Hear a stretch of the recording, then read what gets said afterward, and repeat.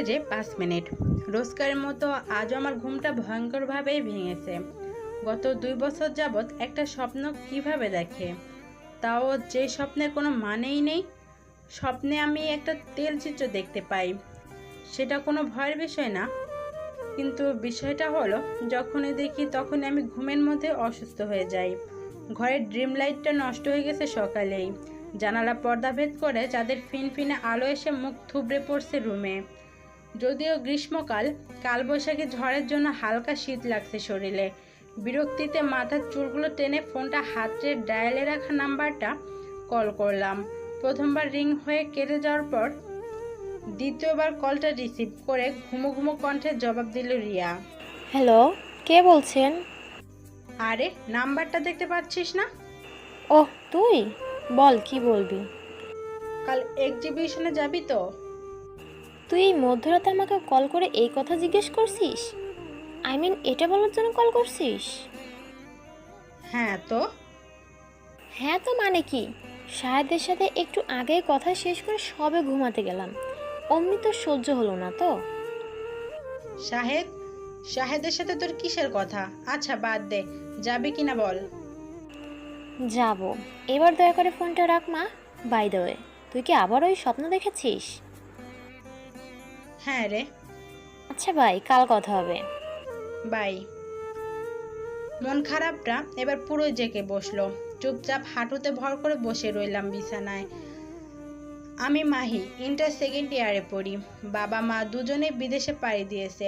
যদিও তাদের ইচ্ছা ছিল আমাকে নিয়ে যাওয়ার, কিন্তু আমি আমার বাংলার শেকড় ছেড়ে যেতে রাজি নই। অজ্ঞতা আমাকে রেখেই পাড়ি জমালেন দূর দেশে। আমি ভীষণ পড়াকু মেয়ে। বর্তমান যুগের মেয়েদের মতো অযথা ফোন নিয়ে ঘাটাঘাটি করি না, বই পড়েই সময় কাটিয়ে দেই। কিছু কিছু লেখালেখিও করি বই কি।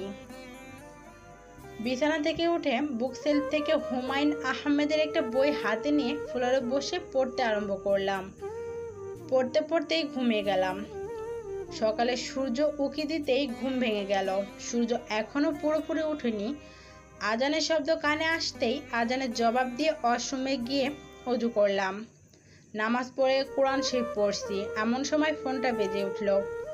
ফোনটা রিসিভ করতেই অপর পাশ থেকে রিয়া ব্যস্ত ভঙ্গিতে বলল, দোস্ত, আজ না গেলে হয় না? আজ শাহেদ দেখা করতে বলেছে, প্লিজ। আমি ভ্রু কুঁচকে বললাম, শাহেদ? কই, আমাকে তো বললো না। তোর সাথে ওর এত কিসের কথা? আমি কথা বলতে গেলেই তো বলে বিজি আছে, বিয়ে হওয়ার কথা আমার সাথে, আর কথা দেখা তোর সাথে। রিয়া অসহায় কণ্ঠে বলল, এমন করে বলছিস কেন দোস্ত? আজ এমনিতেও এক্সিবিশনটা অফ। আমি এবার চরম বিরক্ত হয়ে বললাম, তুই কাল রাতেও আমাকে বলেছিস যাবি। আমি কথা ভাঙা পছন্দ করি না। এখন ওইখানে বন্ধ থাকলো কি না থাকলো সেটা আমার দেখার বিষয় না। আমাকে যে কোনো জায়গায় নিয়ে তোকে যেতেই হবে। রিয়া নীরস ভঙ্গিতে জবাব দিল। আচ্ছা দোস্ত, রেডি হয়ে বাসার নিচে আয়। আমি ফোনটা রেখে শাহেদকে কল করলাম। ওয়েটিংয়ে আছে, হয়তো আমার আগেই রিয়া কল করেছে। প্রায় মিনিট দেড়েক পরে আমার ফোনটা বেজে ওঠে। কল রিসিভ করতেই বলল। আমি কপাল কুঁচকে বললাম, অযথা ফালতু কথা বলো না তো শাহেদ। আমি কল করলে বিজি থাকো, অথচ রিয়া কল করলে ঠিকই ঘন্টার পর ঘন্টা কাটিয়ে দাও। কাল সন্ধ্যায় বললে তুমি মিটিংয়ে, আর আর রাত 1টায় রিয়া বলল তুমি তখনও ওর সাথে কথা বলেছো। সকালে একটা কল করে জিজ্ঞেস করলে না আমাকে, অথচ রিয়ার সাথে দেখা করাটা ইম্পর্টেন্ট হয়ে গেল। কি চাও শাহেদ তুমি? কথাটা বলতেই টুট টুট করে শব্দ হয়ে কেটে গেল ফোনটা। আমিও ফোনটা ছুঁড়ে মারলাম বিছানায়। সকাল প্রায় 11টা বাজতে চলল। এক্সিবিশন হলের একটা কোনায় কাঁচুমাচু হয়ে দাঁড়িয়ে আছি আমি।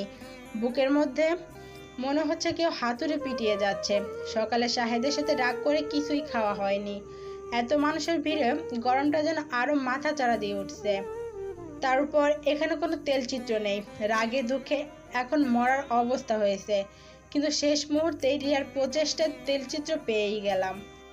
এখানকার ম্যানেজারের সাথে কথা বলে এই একটা তেলচিত্র আনিয়েছে রিয়া। আমার স্বপ্নের তেলচিত্রটা কেমন ছিল সেটা ঠিক আন্দাজ করতে পারছি না। যাই হোক, আপাতত অন্য কোনো তেলচিত্র পাওয়া যাচ্ছে না বিধায় এই তেলচিত্রটাই নিয়ে দেখা যাক।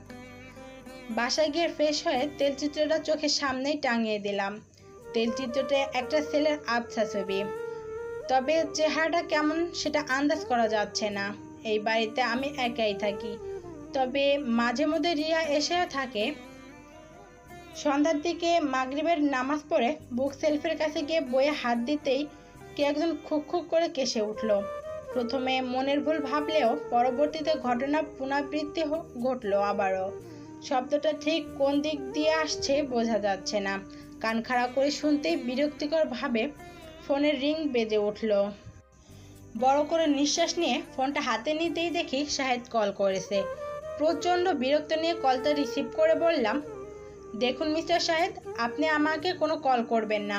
আপনি কখনোই আমার মনের মতো ছিলেন না। আমার বাবা মায়ের মতে আপনি পারফেক্ট, তাই আমি বিয়েতে রাজি হয়েছি। তবে মনে হচ্ছে না এই বিয়েটা হবে। বলেই খট করে কলটা রেখে দিয়ে বইয়ের কাছে গেলাম। মাত্র রাগারাগি করার কারণে একটু আগের কাশির বিষয়টা বেমালুম ভুলে গেলাম। আবারও সেই কাশি। আমি কয়েকবার ভয়ে তথস্থ হয়ে জিজ্ঞেস করলাম, কে কে আছেন এখানে? উত্তর দিন প্লিজ। আমার পেছন থেকে কেউ বলে উঠল, এই যে লেখিকা ম্যাম, একটু পানি হবে? বড্ড কাশি হচ্ছে আজকে। আমি চমকে পেছনে তাকাতেই দেখলাম কেউ নেই। সামনে তেলচিত্রটা ঝুলে আছে। ভাবলাম হয়তো কল্পনা আমার। তেলচিত্র নিয়ে উল্টাপাল্টা ভাবার কারণে হয়তো এমন অদ্ভুত কল্পনা হচ্ছে। রাতের খাবার খেয়ে আমি শুয়ে পড়লাম। টিম টিম করে মোমবাতির আলো জ্বলছে। বাইরে আজ বেশ ঘুটঘুটে অন্ধকার। আলো সিটে ফোটাও নেই। মোমবাতিটা তেলচিত্রের ঠিক সামনেই জ্বলছে। ঘড়ির কাঁটায় 1:05 যেতেই আমি আমার স্বপ্নের রাজ্যে চলে গেলাম। একটা তেলচিত্র থেকে আওয়াজ আসে, শেষমেশ আমাকে খুঁজে পেলেন লেখিকা ম্যাম? বলেই হো হো করে হাসতে লাগলো। আজ কোনো কষ্ট হলো না, বরং ভয় হলো। আমি তেলচিত্রটা পেয়ে গেছি। মানে যেটা আমার ঘরে আছে সেটাই আসল। কিন্তু এর সাথে আমার কি সম্পর্ক?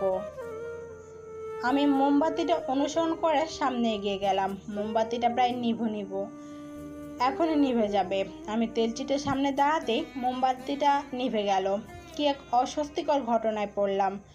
কিন্তু আমাকে অবাক করে দিয়ে তেলচিত্র থেকে একটা মোমবাতি এগিয়ে এলো। মোমবাতি হাতে নিয়ে এক যুবক বলল, কি লেখিকা ম্যাম, এত করে বললাম একটু পানি দিতে, তাও দিলেন না। এত কিপটা কেন আপনি? লেখিকাদের এত কিপটা মানায়? আরে ছেলেটা বলে কি? কিপটা মানে? কখন চাইলো পানি? আমাকে কিপটা বলা? ও জানে আমি বন্ধুদের নিয়ে বেরোলে খাওয়া দাওয়ার সব খরচ আমিই দেই। আন্দাজে কথা বললে হলো নাকি? আমাকে কিপটা কেন বললো সেটা নিয়ে আমি আপসেট। অথচ এত রাতে তেলচিত্র থেকে কে কথা বলতে পারে সেটা আমার মাথায় আসছে না। আমি উত্তর দিতে যেতেই মনে হলো এই বাড়িতে আমি ছাড়া কেউ নেই। আমি চোখ বড় বড় করে পিছিয়ে যেতেই, পেছনে থাকা টুলে ধাক্কা খেয়ে উল্টে পড়ে যেতেই ছেলেটা আমাকে অতি যত্নে নিজের বুকে নিয়ে নিল। আমি পুরোটা সময় অবাক হয়েই তাকিয়ে রইলাম। ছেলেটাকে ধাক্কা দিয়ে আমি বিছানায় গিয়ে বসলাম। ছেলেটা অদ্ভুতভাবে তেলচিত্রের ভেতরে বসেই হাসছে।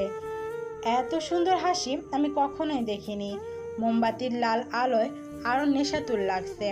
এক অদ্ভুত প্রশান্তিতে ছেয়ে গেল আমার ঘর, আমার মন। ছেলেটা হাসতে হাসতে চোখ থেকে পানি গড়িয়ে পড়ছে।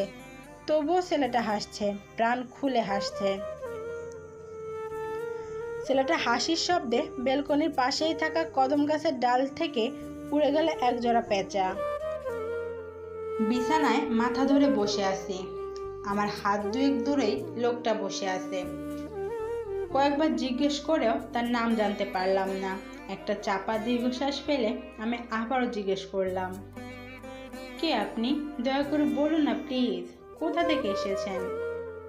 এবারও লোকটা সে জাতীয় উত্তরটাই দিল, আমি সে। আপনি তো চিনেন, আমি ওই তৈলচিত্রে থাকি। গত 2 বছর যাবৎ পরিচয়। এবার আমি দাঁতের দাঁত চেপে বললাম, দেখুন মিস্টার, আপনাকে আমি চিনি না। একজন পরপুরুষের সাথে এক ঘরে থাকাটা উচিত নয়। লোকটা ঠোঁট বাঁকিয়ে বলল, গত 2 বছর যখন কিছু করিনি, তাহলে এখন অযথা এইসব ভেবে কোনো লাভ হবে না বোধহয়। বিরক্তিতে মাথার চুলগুলো টানতে ইচ্ছে করছে। লোকটার সাথে কথা বলাটাই বেকার। তাই চুপচাপ বিছানায় ঠেস দিয়ে চোখ বুজে রইলাম। ঘরটা বেশ ঠান্ডা ঠান্ডা মনে হচ্ছে। কি একটা অস্বস্তিকর অবস্থার মধ্যে আছি। রাত যত শেষ হতে লাগলো, লোকটাও আস্তে আস্তে অদৃশ্য হতে লাগলো। আমি শুধু তাকিয়েই রইলাম। লোকটা চোখের নিমিষেই তেলচিত্রের মধ্যে ঢুকে গেল। আমি চোখ দুটো ভালো করে মুছে আবারও তাকালাম। আরে হ্যাঁ, এটা সত্যি। পরদিন সকাল সকাল রিয়াকে কল করে পুরো বিষয়টা জানালাম, কিন্তু ও বিশ্বাসই করতে চাইছে না। তাই আমি ওকে রাতে আমার সাথেই থাকতে বলে দিলাম।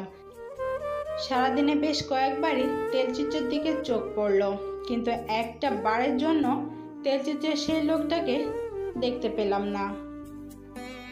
পরন্ত বিকেলে আমি বেলকনিতে বসে আছি। পাশেই কদম ফুলের উপর সূর্যের লাল আভা এসে পড়ছে। আমার চোখের অগোচরেই হয়তো সূর্যের এক ফালি সোনালি রোদ এসে তেলচিত্রের উপরে পরে তেলচিত্রটা জল জল করে উঠল। সন্ধ্যা নামতেই রিয়া এসে হাজির। রিয়া আসতেই হাতে থাকা পার্পল রঙের ফোনটা বেজায় সাউন্ড করে বেজে উঠল। ফোনের স্ক্রিনে তাকিয়ে রিয়া আমার দিকে তাকালো। আমি বুঝতে পারলাম কলটা নিশ্চিত শাহেদের। তাই আমি রুম থেকে বেরিয়ে রান্নাঘরে চলে গেলাম। রাত 10টা পর্যন্ত আড্ডা দিয়ে যথারীতি ঘুমাতে গেলাম, কিন্তু ঘুমাতে গিয়েই মাথায় একটা চিন্তা ঘুরপাক খাচ্ছে। একটা জলজন্ত মানুষ কিভাবে একটা তেলচিত্রের মধ্যে থাকতে পারে? কেনই বা সে বলল তার সাথে আমার 2 বছরের সম্পর্ক? রাত 1টা বেজে 5 মিনিট। হুট করেই আমার ঘুম ভেঙে গেল। আমি চোখ খুলতেই দেখতে পেলাম সামনে রাখা তেলচিত্র থেকে আস্তে আস্তে বেরিয়ে আসছে সে। মুখে অমায়িক হাসি ঝুলে আছে। শ্যামলা চেহারাটায় যেন আলো জল জল করছে। আমি হাত দিয়ে রিয়াকে কয়েকবার ধাক্কা দিলাম, কিন্তু রিয়া মরার মতো ঘুমিয়ে আছে। এই মুহূর্তে মনে হচ্ছে রিয়ার সাথে দুনিয়ার কোনো যোগাযোগই নেই। আমি ভয়ে ভয়ে চোখ বড় বড় করে কয়েকবার ঢোক গিলে সামনে তাকালাম। লোকটা আমার পাশে এসে ফ্লোরে বসে চোখ মেরে দিয়ে বলল, কি ভাবছো প্রেম করতে আসবো আর পাড়ার লোক দেখবে? একদম না। আমি চাই না তোমার প্রেমিক পুরুষকে অন্য কেউ পছন্দ করে নিয়ে যাক। আমি বাচ্চাদের মতো বললাম, প্রেমিক পুরুষ মানে? আমার তো বিয়ে ঠিক হয়ে আছে। লোকটা খিলখিল করে হেসে বলল, তুমিও না পাগল? উফ সরি পাগলি, সে তো তোমাকে ভালোবাসে না। একজন লোক তার কেরিয়ার পারফেক্ট হলেই হয় না, একটা প্রেমিক পুরুষের মতো মন থাকতে হয়। শেষে দেখা যাবে গাধার মতো সারা জীবন খেটে খুঁটে শেষ বয়সে প্রেম করতে চাইবে, অথচ প্রেম ছাড়াই বাচ্চা কাচ্চা জন্ম দিয়ে ফেলবে। লোকটার কথা আমি হাসবো নাকি কাঁদবো বুঝতে পারলাম না। কোথা থেকে কোথায় নিয়ে গেল কথা। আমি ভয়ে ভয়ে জিজ্ঞেস করলাম, আপনি কি চান? লোকটা কিছুক্ষণ হাঁ করে তাকিয়ে থেকে বলল, তোমাকে। এমন কথা আমার রাগ হওয়ার কথা। কিন্তু আশ্চর্যের বিষয় এই যে আমার রাগ হচ্ছে না, আমার দারুণ অনুভূতি হচ্ছে। সারা রাত চোখাচোখি করেই কাটলো। লোকটাও কথা বলল না, আর আমি তো বললামই না। সকাল হতে হতে লোকটা বলল, আমার যাওয়ার সময় হয়েছে, যাও নিজের বান্ধবীকে জাগাও। লোকটা চলে যেতেই আমার মুখ ফসকে বেরিয়ে আসলো, আবার কখন আসবেন? লোকটা ঘাড় ঘুরিয়ে মুচকি হেসে বলল, আবার একটা পাঁচ। বলে অদৃশ্য হয়ে গেল। আমি কয়েকবার ডাক দিয়েও কোনো হদিস পেলাম না। লোকটা চলে যাওয়ার পরই আজান দিল। সাথে সাথে রিয়ার ঘুম ভেঙে যায়। ঘুম থেকে উঠেই জিজ্ঞেস করলো, কিরে কোথায়? কেউ তো আসলো না। আমি রাগে কৃত্রিম রাগ নিয়ে বললাম, ঘুমা, আরও ঘুমা। সে কি তোর উঠার অপেক্ষা করে বসে থাকবে নাকি? হ্যাঁ কি রে, ডেট ওভার গাদা খাইছিলি নাকি? এত ডাকলাম তাও ওঠার নামই নেই। রিয়া হাই তুলতে তুলতে বলল, এটা কোনোভাবেই সম্ভব না দোস্ত। হয় তুই মিথ্যা বলছিস, না হলে মজা করছিস। আমি হাতের সামনে থাকা বালিশটা ছুঁড়ে মারলাম রিয়ার গায়ে। সকাল সকাল বেরিয়ে পড়লাম আমরা। উদ্দেশ্য পার্ক। পার্কের খোলামেলা পরিবেশের মধ্যে নিজের মনকে ভালো করা একটা দারুণ সুযোগ আছে। রিয়াকে দাঁড় করিয়ে আমি আইসক্রিম আনতে গেলাম। খুশি খুশি মনে ফিরে আসতেই চোখে পড়ল শ্বাসরুদ্ধ করা একটা দৃশ্য। পার্কের বেঞ্চে বসে আছে রিয়া এবং শাহেদ। দুজনেই বেশ চুটিয়ে প্রেম করছে। আমি রাগে দুঃখে আইসক্রিম ফেলে বাসায় চলে আসলাম। যতই পছন্দ না করি, লোকটার সাথে আমার 2 বছরের সম্পর্ক ছিল। মনে মনে ভেবেই তো নিয়েছিলাম শাহেদকে হাজবেন্ড হবে। বালিশে মুখ বুজে কাঁদতে কাঁদতে ফোনটা হাতে বাবার কাছে কল করলাম। আমার কান্নার শব্দ পেতেই অপর পাশ থেকে বাবা ব্যস্ত ভঙ্গিতে বলল, মাই ডটার, এনি প্রবলেম? কি হয়েছে মা, বলো আমাকে, কাঁদছো কেন? আমার কান্নার বেগ আরো বেড়ে গেল। নাক টানতে টানতে বললাম, বাবা, শাহেদ আমাকে ঠকিয়েছে। জীবনে যাদেরই বিশ্বাস করি তারাই ঠকায় বাবা। আমার বেস্ট ফ্রেন্ডটাও আমাকে ঠকালো বাবা। এই মুহূর্তে তোমাকে খুব দরকার বাবা, খুব বাবা, প্লিজ বাবা। বাবা কিছুক্ষণ চুপ থেকে বলল, মা, তুমি কি এটা বলতে চাইছো যে শাহেদ আর রিয়া দুজনে দুজনকে? আমি বাকিটুকু বলতে না দিয়ে বললাম, হ্যাঁ বাবা, তুমি চলে আসো প্লিজ। বাবা বললেন, থাক, তুমি ওদের বুঝতে দিও না যে এই বিষয়টা তুমি জানো। আমি তোমার জন্য শাহেদের থেকেও পারফেক্ট ছেলেকে খুঁজে বের করব। আমি চোখ মুছে বললাম, না বাবা, প্লিজ তুমি ঠিক করো না। ক্যারিয়ারে পারফেক্ট হলেই একজন পারফেক্ট হাজব্যান্ড হওয়া যায় না বাবা। আমি এবার নিজেই খুঁজে নিব। দেখো বাবা। বাবা একটু হেসে বললেন, বাহ, মেয়ে তো আমার বড় হয়ে গেছে। আচ্ছা, তুমি দেখো, পেলে কিন্তু আমাকে অবশ্যই জানাবে। আর আমার অফিস অনেক চাপ মা, এখন এই মুহূর্তে চাইলেও আমি আসতে পারবো না। আমি ফ্রি হলেই চলে আসবো, কেমন? আমি আচ্ছা বলে কল কেটে দিলাম। হঠাৎ আমি খেয়াল করলাম আমার চোখের পানিকে মুছে দিচ্ছে সেই লোকটা দৃশ্যমান হয়েই বলল, তোমার চোখের পানিটুকু মোছার অধিকার কি আমায় দেবা? এই মুহূর্তে সান্ত্বনা দেওয়ার জন্য একজনকে খুব দরকার ছিল। তাই আমি না ভেবেই লোকটাকে জড়িয়ে ধরলাম। ছেলেটা হা করে ঢোক গিলে বলল, আহা, মেঘ না চাইতেই বৃষ্টি। এত আদর দিও না গো, এমনিতেই প্রেমে পড়ে হাত পা ভেঙে বসে আছি। এবার তো দেখছি খুনটুন করে ফেলবে। আমি খিলখিল করে হেসে উঠলাম। আজ ভয় লাগছে না, আমার ভালো লাগছে, খুব ভালো। কি যে অনুভূতি! এটাই কি সেই ভালোবাসার প্রথম ছোঁয়া?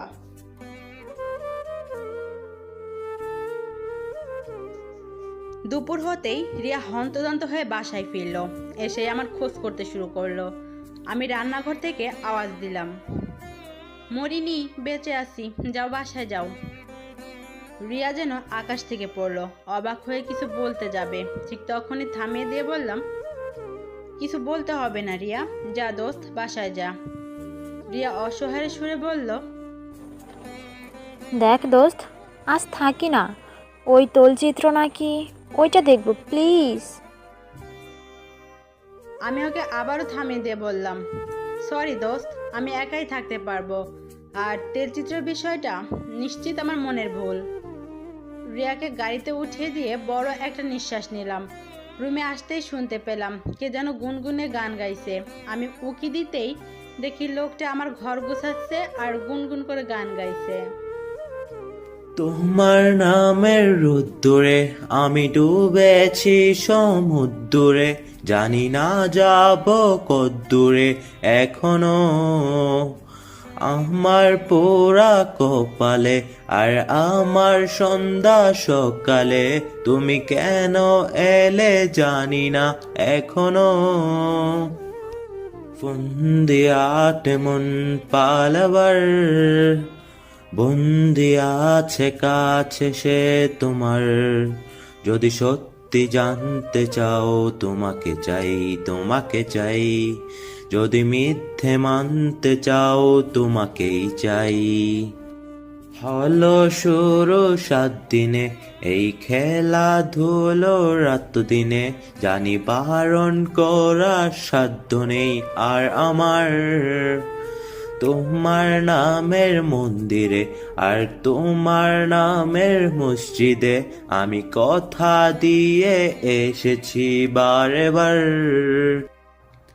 বিন্দু থেকে সিন্ধু হয়ে যাও, তুমি ইচ্ছে মতো আমাকে সাজাও। যদি সত্যি জানতে চাও, তোমাকে চাই, তোমাকে চাই। যদি মিথ্যে মানতে চাও, তোমাকেই চাই। যদি সত্যি জানতে চাও, তোমাকেই চাই, তোমাকেই চাই। যদি মিথ্যে মানতে চাও, তোমাকেই চাই। গানটা শুনে মুগ্ধ হয়ে দাঁড়িয়ে রইলাম। কেউ এত সুন্দর করে গাইতে পারে? আমি হালকা কাশি দিয়ে দরজায় দাঁড়ালাম। লোকটা আমার আজমকে এমন ব্যবহারে থতমত খেয়ে জিহ্বায় কামড় দিল। আমি এগিয়ে গিয়ে বললাম, এই যে মিস্টার, আপনার নাম তো বলুন। লোকটা অনেক কষ্টে মুখে হাসি টেনে বলল, ও হ্যাঁ, নাম? আরে নামই তো বলা হলো না। আমি হিমু, আপনি? আমি হো হো করে হেসে বলে উঠলাম, আশ্চর্য, আপনি না বললেন আপনার সাথে আমার 2 বছরের সম্পর্ক, আর আমার কিনা নামই জানেন না? How funny. হিমু আস্তে করে বলল, আসলেও আমি একটা গাধা। আমি জানতাম নামটা করে এমন একটা কথা জিজ্ঞেস করব ভাবতেই পারিনি। এই জন্যই কোনো কবি নাকি বলেছিল, হে বৎস, যতই তুমি সাহসী হও না কেন, একজন প্রেমিকার কাছে তুমি নিতান্তই ফেলো না। এবার আমিও হেসে ফেললাম। 2 কাপ কফি এনে বারান্দায় বসলাম। আমি কয়েকবার হিমুর রহস্যটা জানতে চাইলাম, কিন্তু হিমু নাসরবান্দা, সে কিছুতেই বলবে না। তার মতে তার পরিচয় জানলে তার সাথে আমি কথা বলবো না। আমি হিমুকে আশ্বাস দিয়ে বললাম, ভয় পাবেন না, আমি এমন কিছুই করব না। আর আমি এটা বেশ বুঝতে পারছি আপনি কোনো সাধারণ মানুষ নন। এখন এটা জেনেও যখন ভয় পাচ্ছি না, তবে আপনি একটা মানুষ, কেন ভয় পাচ্ছেন? হিমু বুক ফুলিয়ে বলল, আমি জিন, তবে খারাপ জিন নই। আমি ভালো জিন। আমাদের একটা সংঘ আছে, তাতে বলা হয় জিনেরা পৃথিবীতে ঘুরে ঘুরে দেখতে এবং কতটা উন্নত হয়েছে সেটা আমাদের জিন রাজ্য ঠিক সেরকমভাবে উন্নত করা। কিন্তু একটা শর্ত, পৃথিবীর কোনো কিছুর মায়ায় পড়া যাবে না, সেটা হোক কোনো মেয়ে বা কোনো জিনিস। তাহলে কঠিন শাস্তি পেতে হবে, এটাই নিয়ম। আমিও সেখানের সদস্য ছিলাম, কিন্তু যেদিন প্রথম পৃথিবীতে নামলাম, ঠিক সামনেই তোমাকে দেখলাম। হালকা সবুজ রঙের পুকুরের পানিতে পা ছড়িয়ে বসে আছো তুমি। সেদিন মনে হয়েছিল, হোক না মরণ, তবু ভালোবাসতে ক্ষতি কি, একবার না হয় প্রেমে মরেই দেখি। ঠিক সেই মুহূর্তে আমাকে জিন রাজ্যে নেওয়া হলো। পৃথিবীর একটা তৈলচিত্রে বন্দি করা হলো আমায়। তারপর থেকেই তৈলচিত্রে অদ্ভুত হয়ে যায়। তবুও আমার মনে বিন্দুমাত্র আফসোস নেই। যতটুকু ভালো কাজ করেছি ততটুকুর বিনিময়ে আমি একটা সুযোগ পেয়েছি। আমি রোজ রাত 1:05 হলেই মুক্ত পাবো, তাও অল্প জায়গা পর্যন্ত সীমাবদ্ধ। আমি মুগ্ধ হয়ে দেখছি হিমুকে। আমাকে ভালোবাসার অপরাধে আজ 2 বছর ধরে শাস্তি ভোগ করছে। আরো কত বছর শাস্তি ভোগ করতে হবে তারও তো কোনো ঠিক নেই। দুপুরে তপ্ত রোদে আমি আর হিমু দুজনেই ঘেমে জবজবে হয়ে উঠেছি। হিমু সামনের কদম গাছটার দিকে তাকিয়ে কফির কাপে চুমুক দিল। আমি হিমুকে দেখছি, ছেলেটা শ্যামলা, চুলগুলো এলোমেলো হয়ে কপালে ঘামের সাথে লেপ্টে আছে। সাদা রঙের শার্টে হাতাটা ফোল্ড করা, ব্রু এবং চোখ দুটো বড় বড়, চোখে হাসি লেগেই থাকে, কখনো গম্ভীর মুখে দেখা যায়নি। একজন শ্যামলা চেহারার ছেলেকে এতটা সুন্দর লাগে সেটা হিমুকে না দেখলে বুঝতামই না। হিমু আমার দিকে তাকিয়ে ভ্রু নাচিয়ে জিজ্ঞেস করলো, কি হয়েছে লেখিকা ম্যাম, এমন করে কি দেখছেন? আমি হিমুর দিকে তাকিয়েই বললাম, দেখছি এই হিমুকে আমার লেখা উপন্যাসে প্রকাশ করা যায় কিনা। বলেই চোখ মেরে দিলাম। হিমু হেসে দিয়ে বলল, তো কি ভাবলেন ম্যাম, নেওয়া যাবে, তবে আমার একটা শর্ত আছে। আমি সন্দেহ নিয়ে বললাম, কি শর্ত আবার? হিমু বলল, উপন্যাসে আপনাকে রূপা হিসেবে চাই, নইলে আমি হিমু হতে রাজি নই।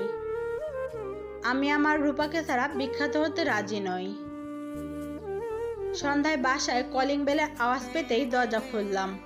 বাবা এসেছেন, আমাকে না জানিয়ে এসেছেন। বাবাকে দেখে আমি জড়িয়ে ধরলাম। আজ কতটা দিন পর বাবাকে দেখলাম। বাবা বললেন, কিরে, বাইরে দাঁড় করিয়ে রাখবি নাকি?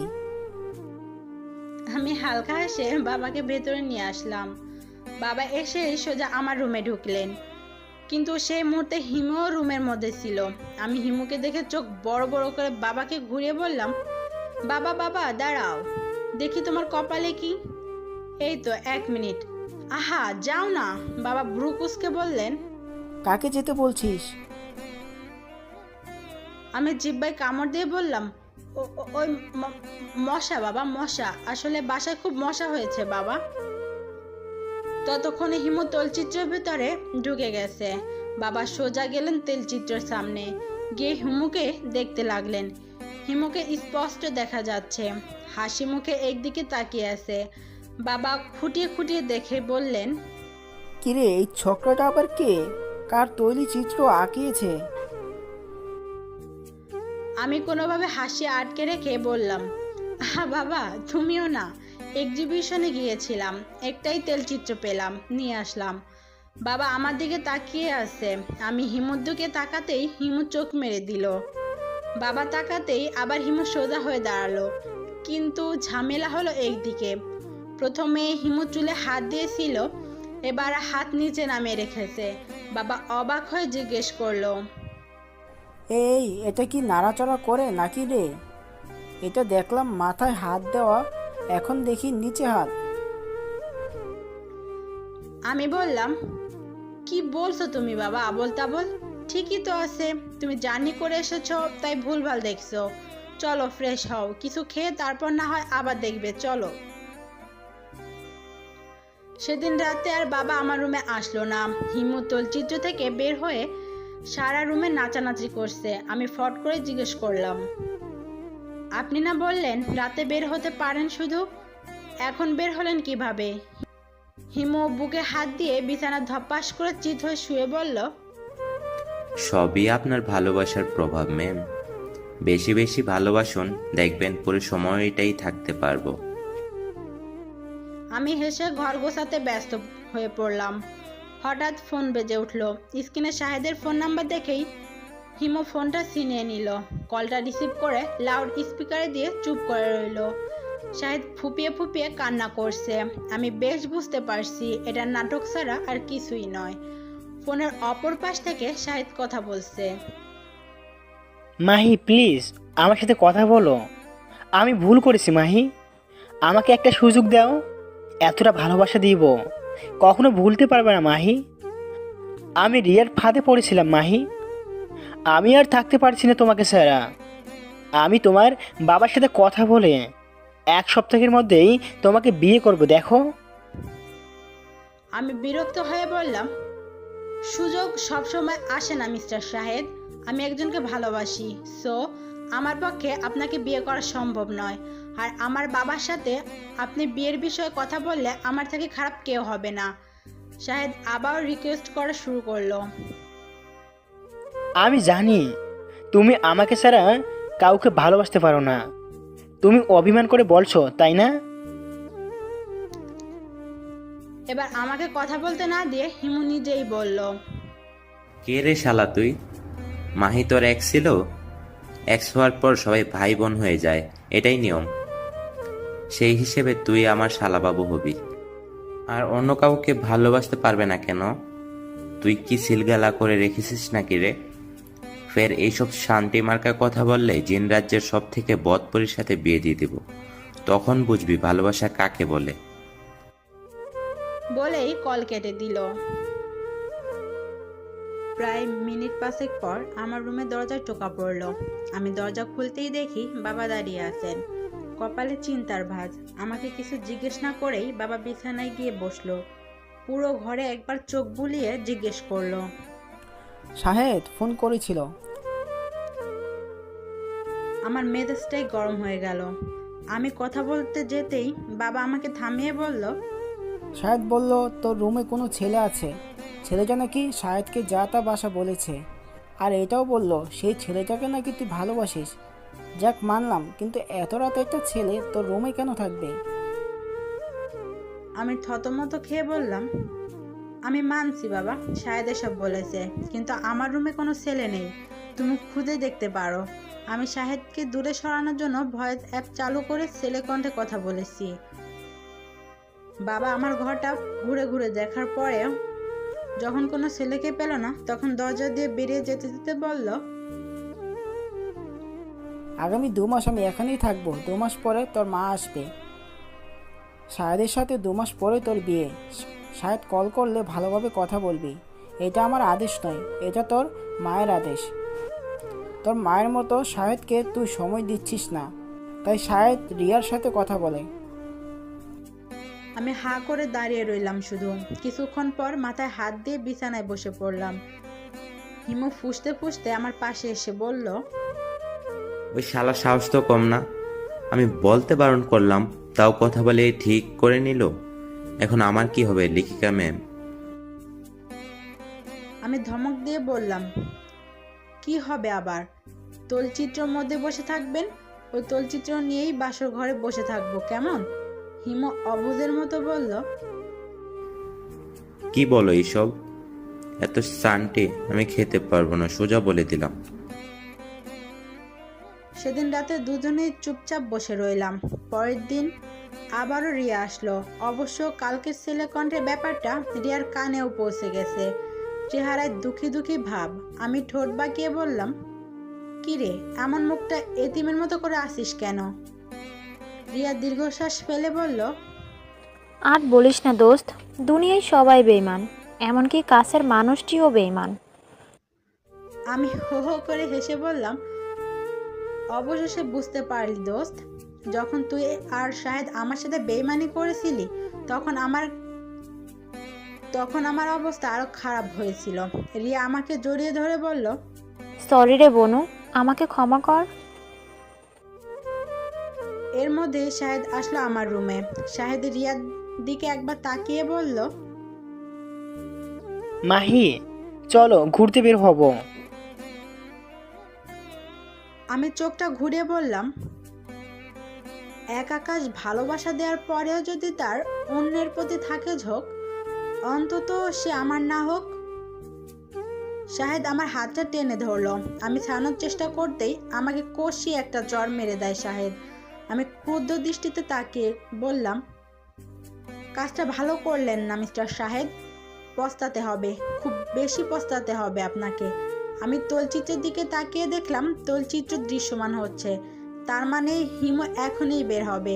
আমি শাহেদকে আর রিয়াকে ঠেলে রুম থেকে বের করে দিলাম। রুমের দরজাটা বন্ধ করতেই হিমু এসে দরজা খুলতে গেল। আমি হিমুকে টেনে ধরে বললাম, প্লিজ যাবেন না, এখন আপনি গেলে আমার বিয়েটা আরো তাড়াতাড়ি হয়ে যাবে, প্লিজ। হিমু চোখ লাল করে তাকিয়ে বলল, তার মানে তুমি শেষমেশ বিয়েটা করবে? এতটা শখ তোমার বিয়ে করার? করো, আমার কি, আমি কে? আমি হিমুকে বসিয়ে দিয়ে বললাম, আরে আমি কি বললাম বলেন তো? আমি কি বলেছি আমি বিয়ে করব? আগে যদি বিয়ের ডেট ফাইনাল হয় তবে কোনো চেষ্টাই তো করতে পারবো না। হিমু আমার দিকে সলো সলো চোখে তাকিয়ে বলল, ওর সাহস কি করে হয় তোমাকে মারার? আমি ওকে ছাড়বো না, দেখো। যাও ওদের নাস্তা দেওয়ার, তারপর দেখো। আমি ওদের নাস্তা দিলাম। শাহেদ যখন খেতে বসলো ঠিক তখনই একটা কাণ্ড ঘটে গেল। শাহেদ খাবার রেখে নিজের হাত দিয়ে নিজের গালেই থাপ্পড় মারছে।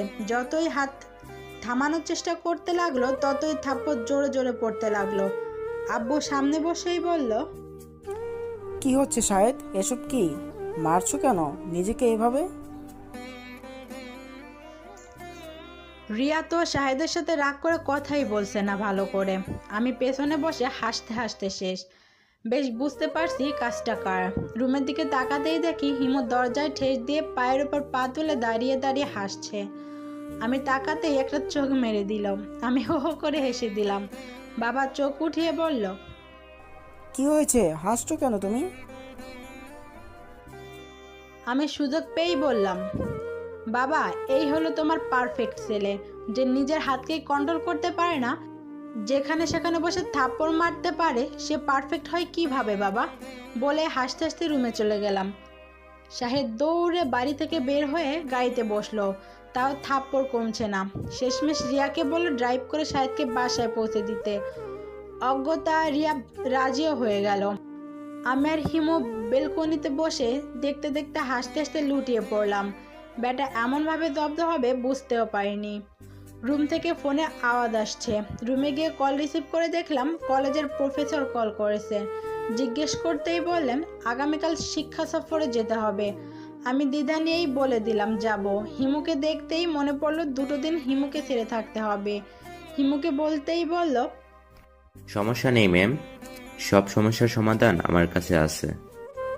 আমি খুশি হয়ে প্যাকিং করা শুরু করে দিলাম। রাতে খেয়ে দিয়ে বেলকনিতে বসলাম দুজনে। আমি হিমুকে জিজ্ঞেস করলাম, আপনার বাড়িতে কে কে আছে? হিমু হাসি দিয়ে বলল, আমার বাড়িতে আমার বাবা মা, বোন আর বউ। আমি চোখ বড় বড় করে বললাম, বউ? হিমু খিলখিল করে হেসে বলল, না মানে বউ নেই। বউ যদি রাজি থাকে তাহলে আমার সাথে যেতে পারে, সমস্যা নেই।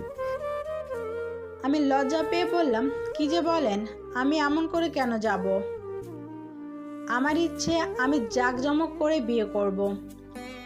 হিমু মাথায় হাত দিয়ে বলল, আয় হায়, মাইয়ে কয় কি? লজ্জা শর্মের মাথা খাইছে নাকি রে? আর আমি বিয়ে করতে আসলে বরযাত্রী আনবো কিভাবে? আর বউ নিয়ে আমাদের দেশে কিভাবে যাব? আমি মুখ ফুলিয়ে বললাম, আমি কিছু জানি না, আমার এমনটাই চাই চাই চাই।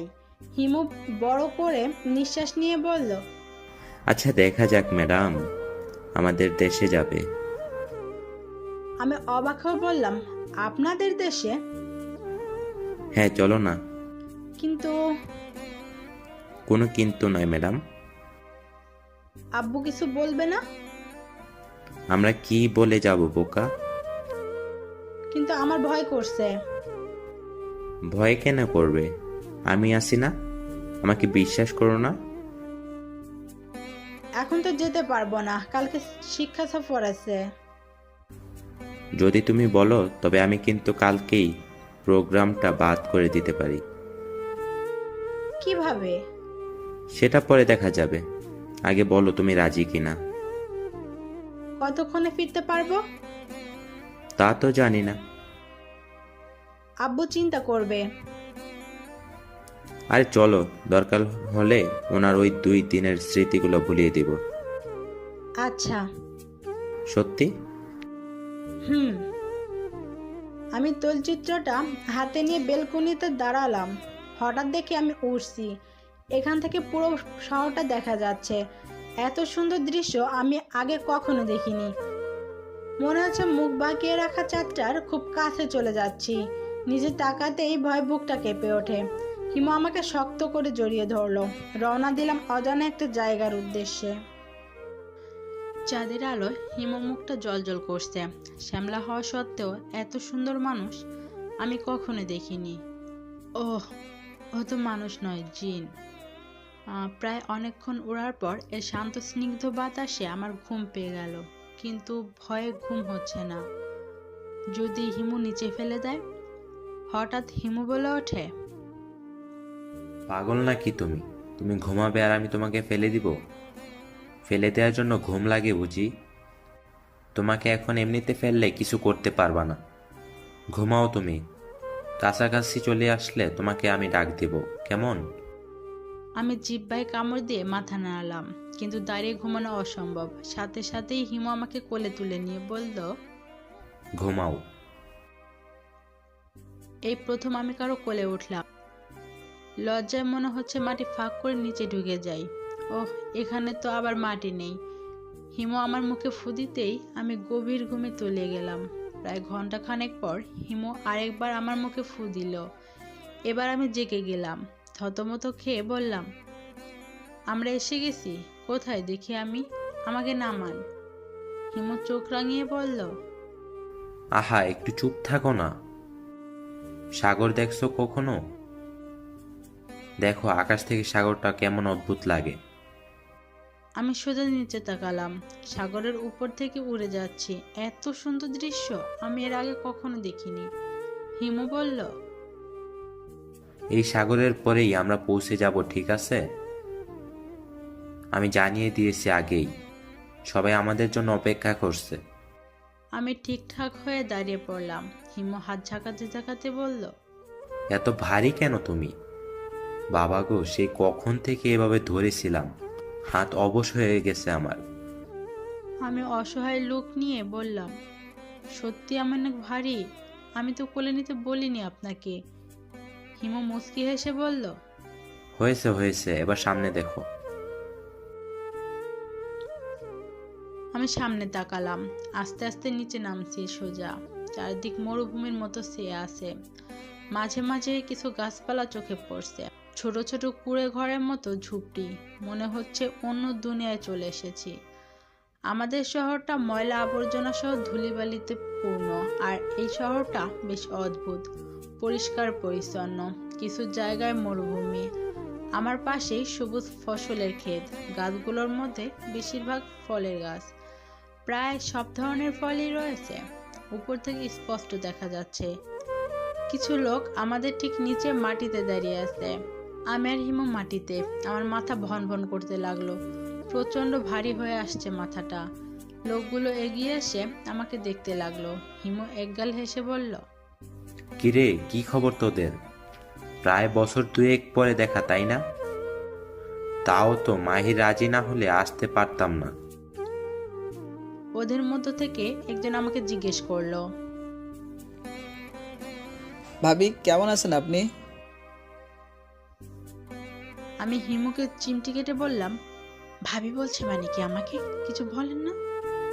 হিমু খুক খুক করে কেসে বলল, আরে ভাবি বলিস কেন? আমাদের বিয়েই হয়নি এখনো। একজনের চোখ বড় বড় করে বলল, তাহলে আমি একটু পটানোর চেষ্টা করি, কি বলিস? অবশ্যই তোর থেকে আমি সুন্দর, আমাকে শিওর পছন্দ হবে। হিমু ভূত চুলকে বলল, হ্যাঁ পারিস, তবে তৈলচিত্রের মধ্যে বন্দি হওয়াটা শিখে নে। সবাই একসাথে হো হো করে হেসে ফেলল। রাত প্রায় 4টে নাগাদ আমি আর হিমু একটা ছোট্ট ঝুপড়িতে বসে আছি। চাঁদের ফিনফিনে আলো এসে বেড়ার ফাঁক দিয়ে ঘরে পড়ছে। এই এতটুকু ঘরে বসে যে আনন্দ পাচ্ছি, আমার জন্মের পর বিশাল অট্টালিকায় বসেও পাইনি। হিমুর বাবা মা পাশের ঘরেই আছেন, বোনটা নাকি বিয়ে দিয়ে দিয়েছে, সেখানেই আছে আপাতত। একে একে সবাই দেখতে আসছে হিমুকে আর আমাকে। সূর্য ডুবে গেলেই এদের চলাচল শুরু হয়, পুরো পৃথিবীতে এদের বিচরণ শুরু হয়। আমাদের মনুষ্য সমাজের মতো এদের কোনো উল্টোপাল্টা চিন্তা ভাবনা নেই। হ্যাঁ, তবুও মানুষ সৃষ্টির সেরা জীব। মানুষের মধ্যে যেমন ভালো মন্দ আছে, জিনের মধ্যেও আছে। যারা ভালো তারা ভালোই, কোনো খারাপ কাজ করে না এরা। আর যারা খারাপ তারা সবসময় মানুষের ক্ষতি করার জন্য সুযোগ খুঁজে বেড়ায়। 2 দিন বেশ ভালোভাবে ঘুরেছি, কিন্তু সমস্যা হলো 3 দিনের মাথায় যিনি শহরের প্রধান, তার শক্তি অনেক, সবাই তার কথা মেনে চলে সব সময়। সে নিজে এসেছে হিমুর ঘরে, হিমুর সাথে আমার বিয়ে দেওয়ার জন্য। হঠাৎ এমন সিদ্ধান্তে আমি ভড়কে গেলাম।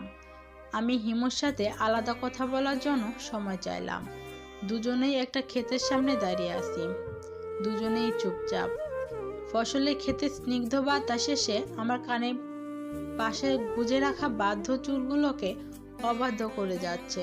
বিরক্তি নিয়ে পেছনে তাকিয়ে দেখলাম হিমু পকেটে হাত দিয়ে আকাশের দিকে মুখ করে তাকিয়ে আছে। হঠাৎ চোখ থেকে খসে পড়লো এক ফোঁটা জল। দুপুরের তপ্ত রোদে সূর্যের আলো চোখের পানির উপরে চকচকে মুক্তোর মতো মনে হচ্ছে।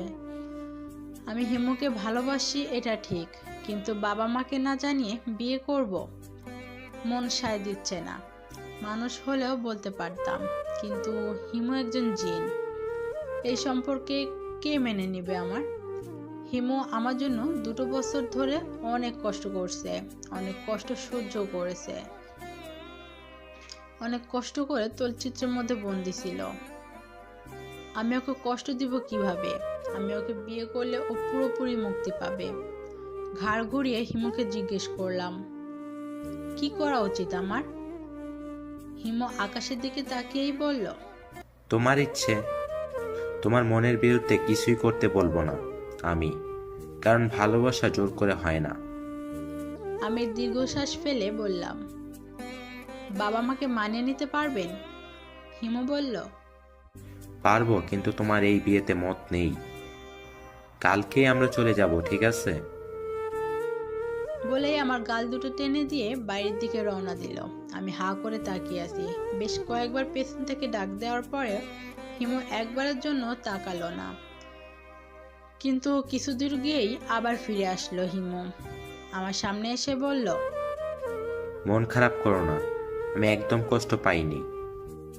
ভালোবাসার মানুষ হতে না পারি, বন্ধু হয়ে থাকবো, রাখবে তো? তোমার আশেপাশের কোনো একটা ফেলোনা রুমের কোনো এক কোণে এই তৈলচিত্রটার জায়গা হবে তো? মনে রাখবে আমায়? আমি কথা বলা ভাষা হারিয়ে ফেলেছি। কতটা আকুতি ওই ভাষায় সেটা বলে বোঝানো যাবে না। হিমু আমাকে আস্তে বুকের মধ্যে নিয়ে এবার কেঁদে দিয়েই বলল, মনে রেখো লিখিকা ম্যাম, জীবনটা এক চলমান সময়, কারোর জন্যই থেমে থাকে না। পৃথিবীর সমস্ত সমস্যা একপাশে রেখে আমি রাজি হয়েছি বিয়েতে। হ্যাঁ, আজই আমার বিয়ে। যে মানুষটা আমাকে এতটা ভালোবাসে, আমি অন্তত তাকে ঠকাতে পারি না। তবে হিমু ভাবছে আমি ওকে জোরপূর্বক বিয়ে করছি। বিকেলের লাল সূর্যটাও যেন আজ বিয়ের সাজে সেজেছে। এই বিয়ে নিয়ে কত স্বপ্ন ছিল আমার, আর আজ অচেনা কিছু জিনদের মধ্যে বিয়ে হচ্ছে আমার। ভালোবাসা কি জাতপাত মানে? এখানে মেয়ে পক্ষ থেকে যৌতুক নেওয়া হয় না, ছেলে পক্ষ দেয়। সেই হিসেবে আমাকে আপাদমস্তক পুরোটাই গহনা দিয়ে সাজানো হয়েছে। এই ছেলেটাকে যে এখানকার মানুষ কত ভালোবাসে তা মুহূর্তে মুহূর্তে টের পাওয়া যাচ্ছে। ঠিক হলো, বিয়ের পরে আমরা ফিরে যাব আমার বাড়ি। এই দুদিনে এখানকার লোকগুলো আমরা এতটা আপন হয়ে গেছে, বোঝানো যাচ্ছে না। ছেড়ে যেতে খুব কষ্ট হচ্ছে। হিমু এখনো মুখ গোমড়া করে আছে। হিমুর ধারণা হিমু আমাকে কষ্ট দিয়েছে। এতটা ভালোবাসা কজনে কপালে লেখা আছে। বাসায় গিয়ে দেখি নাস্তা নাবুত অবস্থা। পুরো শহরে আমার নিখোঁজ হওয়ার খবর ঝুলছে। আমার সুদূর আমেরিকা থেকে চলে এসেছেন দেশে। বাবার চোখে ঘুম নেই। এই অবস্থায় আমি যদি নিজের রুম থেকে বের হই, তাহলে নিশ্চিত ভাববে আমি মরে ভূত হয়ে গেছি। তাই সোজা দরজা দিয়েই ঢুকলাম, তাও রাত 1:05। দরজা খোলাই ছিল। আগে কখনো দরজা খোলা রাখা হয়নি। দুদিনেই এতটা পরিবর্তন, তাও আমার জন্য। বাবা সোফায় গালে হাত দিয়ে বসেছিল। আমি বাবা বলে ডাক দিতেই বাবা প্রথমে ছোট্ট সুরে বলল। যখন খেয়াল হলো ডাকটা আমার ছিল, তখনই বাবা উঠে আসলো আমার কাছে। মনে হচ্ছে কত বছর পর আমাকে ফিরে পেয়েছে। মা বাবার কান্নাকাটির আওয়াজ শুনে নিজের রুম থেকেই দৌড়ে আসলো। এসেই আমাকে জিজ্ঞেস করলো আমি কোথায় ছিলাম। উত্তর খুঁজে না পাওয়ায় অজ্ঞান হওয়ার নাটকটা করতে ভুললাম না। ঠুস করে ফ্লোরে পড়ে যেতেই আব্বু আর আম্মু আমাকে ধরে বিছানায় নিয়ে গেলেন। আম্মু ডাক্তারকে কল করলেন সাথে সাথেই। আব্বু আমার পাশে বসে আমাকে ডাকছে। রুমের এক কোণায় সবার অগোচরে হিমু দাঁড়িয়ে দাঁড়িয়ে মিটমিট করে হাসছে। মিনিট 10 পর ডাক্তারও চলে এলেন। এই ডাক্তার কাকার সাথে আমার বেশ বন্ধুত্ব। বাবা মা আমেরিকা থাকতে প্রায় সময় এসেই উনি আড্ডা দিয়ে যেত। আমাকে এই অবস্থায় দেখে ডাক্তার কাকাও বেশ ঘাবড়ে গেলেন। দৌড়ে এসে চেক করে একটা ইঞ্জেকশন হাতে নিল। আমি পিট করে দেখছি। বাবার নজর অন্যদিকে যেতেই ডাক্তার কাকাকে একটা চিমটি কেটে চোখ মেরে দিলাম। ডাক্তার কাকা চোখ বড় বড় করে আমার দিকে তাকিয়ে আছেন। ব্যাপারটা বুঝতে পেরে ডাক্তার কাকা বলেন, খবরদার, মেয়ে কিন্তু মানসিক আঘাত পেয়েছে। এই অবস্থায় মাথায় বেশি প্রেসার দিবেন না। টেনশন করলে কিন্তু হিতে বিপরীত হতে পারে। এখন আপাতত ঘুমোতে দিন, মেয়ের রেস্টের প্রয়োজন। বলেই চলে গেলেন। আমি এখনো অবুঝের মতো চোখ বন্ধ করে আছি। আম্মু চলে গেছে নিজের রুমে, আব্বু যাচ্ছে না। কি একটা বিরক্তিকর অবস্থা, কতক্ষণ চোখ বন্ধ করে রাখা যায়? আরো 5 মিনিটের মতো চোখ বন্ধ করে থাকার পর বাবা দরজা লাগিয়ে চলে গেলেন। আমি যেন হাঁপ ছেড়ে বাঁচলাম। হিমু বিছানায় এসে ধপাস করে শুয়ে পড়ল। তো ম্যাম সত্যি সত্যি অজ্ঞান হয়েছিলেন নাকি? আপনিও না, কিছুই বোঝেন না। আমি এখন কি জবাব দিতাম?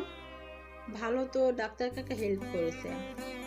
আহা, আমার মনে চাইছে তোমার ওই ডাক্তার কাকার টাক মাথায় একটা চুমু দিয়ে আসি। সরুন, একদম ফাতলামো করবেন না। তো আমি এখন ঘুমাবো, সরো। কিসের ঘুম? চলচ্চিত্রের মধ্যে ঢুকুন তাড়াতাড়ি। খোটা দিচ্ছ?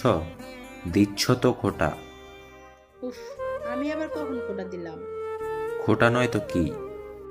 তৈলচিত্রে বন্দি বলে বিয়ের প্রথম রাতেও আমাকে এইখানেই থাকতে হবে? আজকে আমাদের বিয়ের প্রথম রাত নাকি? তো সরো, মাথা ধরেছে আমার, আমি ঘুমালাম। বলেই হিমু ঘুমিয়ে তলিয়ে গেল। দিনে দিনে বৃষ্টি হওয়ার পর আকাশটা বেশ পরিষ্কার। চাঁদের আলোটা সাদা পর্দা ভেদ করে সোজা এসে হিমুর মুখে পড়ছে। কি হবে আমার ভবিষ্যতের? কখনো সুখী হতে পারবো? বাবা মা কি মেনে নিবে যদি হিমু কখনো আমাকে ছেড়ে চলে যায়? আমি কোথায় খুঁজবো ওকে? 20 বছরের সংসার ভাঙতে দেখেছি, আর হিমু তো পুরোটাও চিনেও আছে না। আমার ভাবনার সেট গুটিয়ে হিমু আমার হাতটা আচমকা টান দিয়ে নিজের বুকের মধ্যে নিয়ে কপালে একটা চুমু দিয়ে বলল, তুমি ভাবলে কিভাবে এমনটা?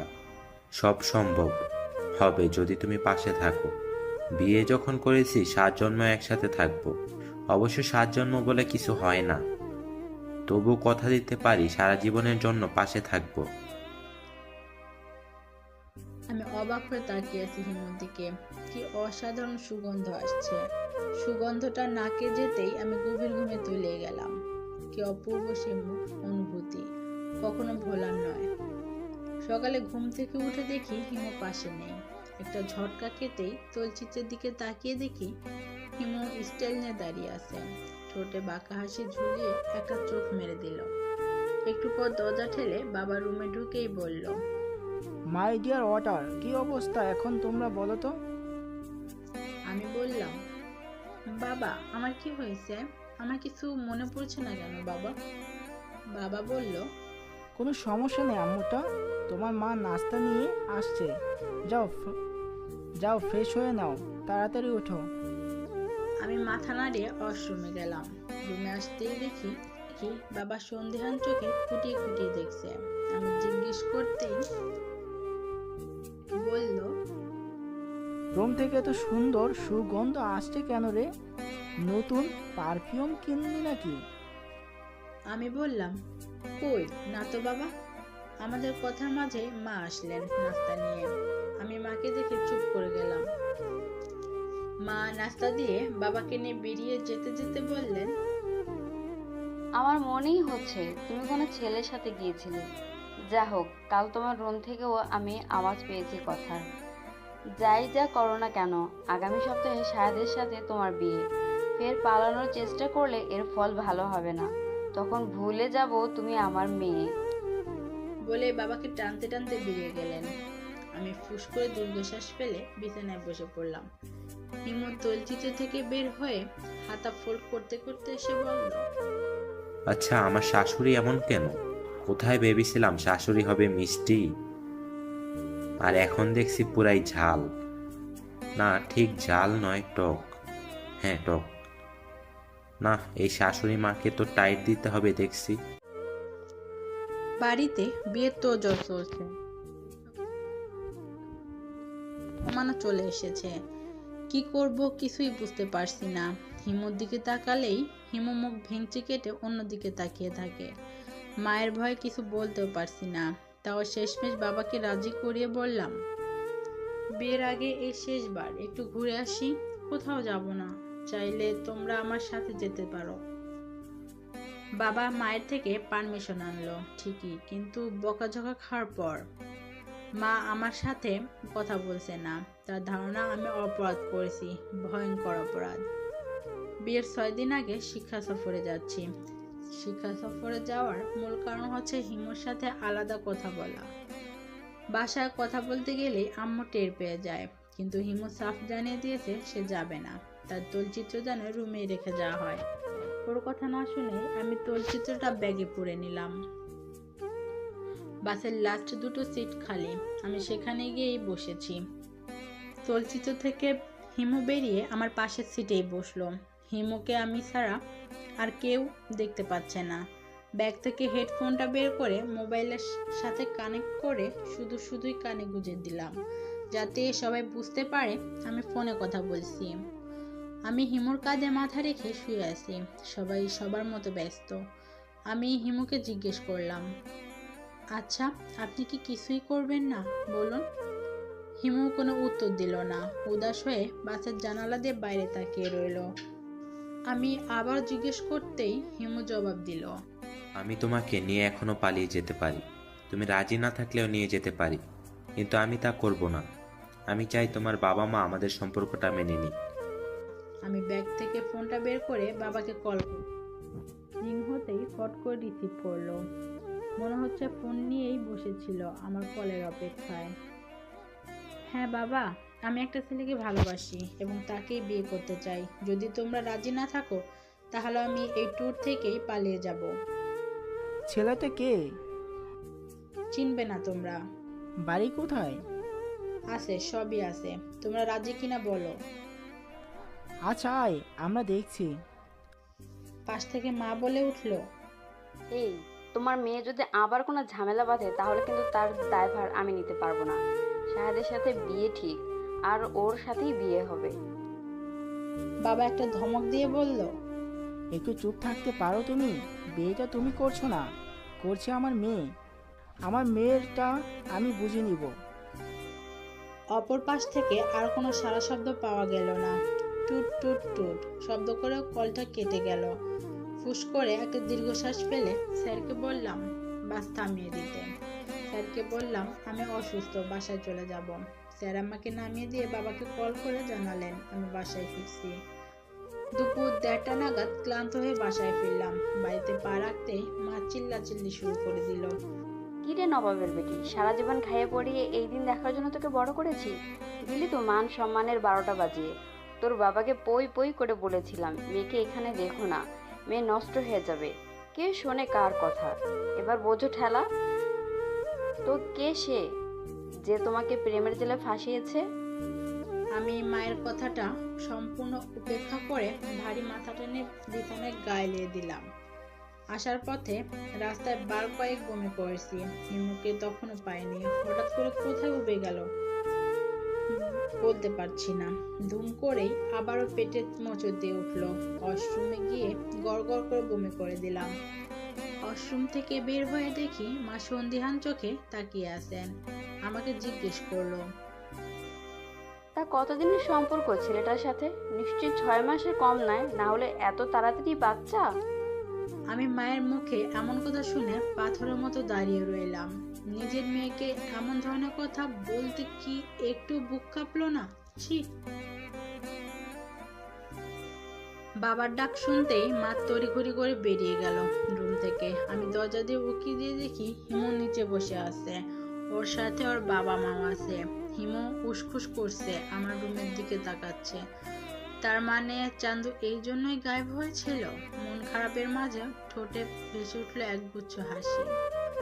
নিচে সবাই কথা বলছে, তবে কি বলছে ঠিক শুনতে পারছি না। তবে মায়ের মুখ দেখে মনে হচ্ছে তিনি আমাকে শাহেদের সাথে বিয়ে দিয়েই ছাড়বেন। হুট করে চুলে টান খেতে পিছনে ফিরে তাকালাম। হিমু চুপি চুপি এসে বলল, এই সরি, আমি এভাবে আসতে চাইনি। আমি ভ্রু কুঁচকে বললাম, কেন? আগে কি অন্যভাবে আসতেন নাকি? নতুন নতুন নিয়ম যোগ হচ্ছে? হিমুর কথার মাঝেই বাবা আমাকে ডাকতে ডাকতে ভেতরে আসলেন। অমনি হিমু অদৃশ্য হয়ে গেল। বাবা এসে আমার মাথায় হাত রেখে বলল, মা তুই বিয়েতে রাজি তো? আমি মাথা নাড়িয়ে হ্যাঁ বললাম। বাবা বললেন, তবে আমি একটা শর্ত দিয়েছি, বিয়ের পর ছেলেকে এই বাড়িতেই থাকতে হবে। সবাই রাজি হয়েছেন, তুই কি বলিস? আমি মুচকি হেসে বললাম, তোমরা যা ভালো বোঝো বাবা। বাবা মুচকি এসে চলে যেতেই ফিরে এসে বললেন, এই শোন, এই না সেই ছেলেটা যাকে ওই তেল চিত্রে দেখিয়েছিলাম। আমি মাথা চুলকে বললাম, হ্যাঁ মানে। বাবা খিলখিল করে হেসে বললেন। আচ্ছা ঠিক আছে, এবার আমি গিয়ে ওদের জানাই। আমি বাবাকে জড়িয়ে ধরে বললাম, এই পৃথিবীর প্রত্যেকটা মেয়ের ঘরে যেন তোমার মতো বাবা থাকে। তুমি না থাকলে আমি কখনোই সুখী হতে পারতাম না বাবা। আমার জীবন শ্রেষ্ঠ উপহার হচ্ছে তুমি বাবা। বাবা আমার মাথায় ছোট্ট একটা চুমু দিয়ে চলে গেল। হিমু বিছানায় চিত হয়ে শুয়ে বলল, আহা, বাবা মেয়ের কি মহাব্বত, আর মাঝখান থেকে আমি জামাই হয়েও মহাব্বত পাচ্ছি না। এই কষ্ট কোথায় রাখবো আমি? যাই হোক, কালকে একটা দারুণ টুইস্ট দেখতে পারবে। Shahed with Riya and Bajjatpuri. টুইস্টের নাম 200 দিনের টানাটানি। পরের দিন খুব সকালে দরজায় কলিং বেলের আওয়াজ পেয়ে আমি চোখ ডলতে ডলতে দরজা খুললাম। শাহেদ খুব পরিপাটি হয়ে দাঁড়িয়ে আছে। আমাকে দেখে দাঁত কেলিয়ে বলল, গুড মর্নিং। আমি মুখ ভেঙচি দিয়ে ভেতরে চলে আসলাম। শাহেদ এসে সোফায় বসেছে। এর মধ্যে আব্বু উপর থেকে নিচে নামলেন। শাহেদকে দেখে ভ্রু কুঁচকে আব্বু সোফায় এসে বসলেন। এত তাড়াতাড়ি আসার কারণ জিজ্ঞেস করতেই শাহেদ বলল, আসলে বাবা, একটা আবদার নিয়ে এসেছি। বাবা বিড়বিড় করে বললেন, বিয়ে হবে না আবার বাবা? এবার রয়েস হয়ে বললেন, হ্যাঁ বলো বাবা। শাহেদ জিব্বা দিয়ে ঠোঁট ভিজিয়ে বলল, বাবা, আমি বলতে এসেছি যে আমার আর মাহির বিয়েটা আজ দিলে কেমন হয়? বাবা ভ্রু কুঁচকে বলল, আজ? আজ কেন? বাবার প্রশ্নের জবাব দেওয়ার আগেই মা চলে আসলো। মা তো শাহেদকে দেখে খুশিতে আটখানা হয়ে বলল, হ্যাঁ বাবা, আমার কোনো সমস্যা নেই, আমি রাজি। বাবা খবরের কাগজটা ছুঁড়ে মেরে বলল, তুমি যখন রাজি তাহলে তুমিই বিয়ে করে নাও। বাবা দুটো সিঁড়ি পেরোতেই দরজায় আবারও কলিং বেলের আওয়াজ আসলো। আমি দৌড়ে গিয়ে দরজা খুললাম। প্রথমে রিয়া হনহনিয়ে বাড়ির ভেতরে ঢুকে শাহেদের কলার ধরে বলল, এই শালা, এতদিন আমার সাথে প্রেম করে এখন মাহিকে বিয়ে করতে এসেছিস? তুই আমাকে কথা দিসনি আমাকে বিয়ে করবি, আর এখন এখানে বর সেজে বিয়ে করার জন্য বসে আছিস? আমি রুমের দিকে তাকাতেই দেখি হিমু দুই পকেটে হাত দিয়ে দাঁড়িয়ে হাসছে। বুঝলাম এসব হিমুর কাণ্ড। আরো টুইস্ট দেখার জন্য অপেক্ষা করতে লাগলাম। একটু পর আবারও কলিং বেলের আওয়াজ আসলো। আমি দৌড়ে গিয়ে আবার দরজা খুললাম। একটা মেয়ে দাঁড়িয়ে আছে। মেয়েটাকে আমি আগে কোথাও দেখেছি। হ্যাঁ, হিমুর বাড়িতে গিয়ে দেখেছি। মেয়েটা আমাকে দেখে একটা চোখ মেরে দিয়ে মুখটাকে অভিনয়ের মতো করে বলল, সায়েদ, সায়েদ কোথায় তুমি? এসব কি শুনছি আমি? তুমি আমাকে বিয়ে করে এখন আরো দুটো বিয়ে করার জন্য উঠে পড়ে লেগেছো? তুমি এতটা লুচু আগে তো জানতাম না। এমন করার হলে আমাকে কেন বিয়ে করলে? আমি কি ওদের থেকে কম সুন্দরী নাকি বলো? শাহেদ মাথা ধরে বলল, হচ্ছে না কি এসব? আমি কাউকে বলিনি আমি তাকে বিয়ে করব। আমি কাউকে বিয়েও করিনি। এসব বানোয়ার। মাহি, তুমি অন্তত বিশ্বাস করো আমাকে। আচ্ছা, এই মেয়েটাকে বলো আমি যে বিয়ে করেছি তার প্রমাণ কি? মেয়েটা লাফিয়ে উঠে বলল, আমি কাঁচা কাজ করি নাকি? আমার কাছে প্রাণ আছে। এই যে দেখেন, রেজিস্ট্রি পেপার। ব্যাগ থেকে একটা কাগজ বের করে বাবার কাছে এগিয়ে দিলেন। বাবা চশমাটা ঠিক করে দেখলেন কাগজটা আসল। আমি বললাম, আপনাকে আর কি করে বিশ্বাস করব বলুন? নিজের চোখকে তো আর অবিশ্বাস করতে পারি না, তাই না? আর আমি একজনকে ভালোবাসি। আমাদের বিয়ে ঠিক করাই আছে। আগামী পরশুদিন বিয়ে। আপনাকে দাওয়াত রইল। ইনভাইটেশন কার্ড পৌঁছে যাবে। আপনি আসতে পারেন এখন। আর হ্যাঁ, আপনার বউকে মেনে নিয়ে বাড়ি নিয়ে যান প্লিজ। রিয়া লাফিয়ে উঠে বলল, কিসের বউ আর কিসের বিয়ে? আমি ওদের ডিভোর্স দেওয়াবো, তারপর আমি বিয়ে করব। ওই মেয়েটা শাহেদের হাত ধরে বলল, বিয়ে কি ডিভোর্স দেওয়ার জন্য করেছি? তুমি তো মেয়ে ভালো না? একজন মেয়ে হয়ে অন্য একটা মেয়ের সংসার ভাঙছো? তুমি জানো একটা সংসার ভাঙা আর একটা মসজিদ ভাঙা সমান? বেয়াদব মেয়ে। এই মেয়ের সাথে প্রেম করলে কিভাবে বলো তো? একটা ভালো মেয়ের সাথে প্রেম করলে না হয় ভেবে দেখতাম। এই মেয়েটাকে সতীন হিসেবে আমার পছন্দ নয়। চলো বাড়ি, আজ হচ্ছে তোমার। শুরু হলো রিয়া আর ওই মেয়েটার টানাটানির এক পর্যায়ে শাহেদের শার্টের এক হাতা ছিঁড়ে আমাদের বাসায় পড়ে রইল। আহা কি দৃশ্য! ফিলিং হেসে কুটি কুটি আমি আর বাবা হাসতে হাসতে সোফায় গড়াগড়ি খাচ্ছি। অন্যদিকে আম্মু এতক্ষণে হা করেছিল। এত কিছু দেখার পর মুখটা শুকিয়ে কিসমিসের মতো হয়ে গেল। তারপরের দিনগুলো ঝামেলাবিহীন ব্যস্ততার মধ্যেই কেটে গেল। আজ বিয়ে, বধূ সেজে বসে আছি ঘরে। হিমু একবার স্টেজে উপস্থিত হচ্ছে, তো একবার অদৃশ্য হয়ে আমার রুমে। মেজাজটাই বিগড়ে গেছে আমার। শেষমেশ ধমক দিয়ে বললাম, আর একবার এমুখো হলে বিয়ে বন্ধ করে দিব আমি। হিমু শান্ত দৃষ্টিতে বলল, তা হোক, তাতে আমার কি? আমার তো বিয়ে হয়ে গেছে, এখন বউয়ের সাথে রোমান্স করা বাকি শুধু। কি ছেলে রে বাবা, মুখে কিছু আটকায় না এই ছেলের। বিয়ের সময় হয়ে গেছে, অন্যদিকে বর পাওয়া যাচ্ছে না। আমি কয়েকটা কিল ঘুষি দিয়ে হিমুকে পাঠিয়ে দিলাম। বিয়েটা সম্পন্ন হলো। অবশেষে আমার ভালোবাসা সার্থক হলো। এই ভালোবাসাটাই তো সবার কপালে সয় না। বিয়ে শেষে আমার বাড়িতেই আসলাম।